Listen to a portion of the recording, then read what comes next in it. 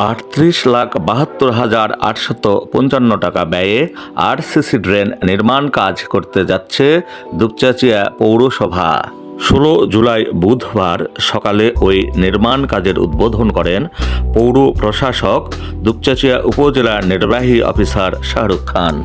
উদ্বোধনকালে উপস্থিত ছিলেন দুপচাঁচিয়া পৌরসভার নির্বাহী প্রকৌশলী আহমেদ কামরুল হাসান, দুপচাঁচিয়া জাহানারা কামরুজ্জামান ডিগ্রি কলেজের অধ্যক্ষ রফিকুল ইসলাম তালুকদার, দুপচাঁচিয়া পৌরসভার সহকারী প্রকৌশলী সালমা খাতুন, তাজুল ইসলাম রঞ্জু, কার্য সহকারী আব্দুর রহমান, উপজেলা ঠিকাদার সমিতির সভাপতি দুলাল হোসেন এবং সংশ্লিষ্ট প্রকল্পের ঠিকাদার আব্দুল করিম প্রমুখ।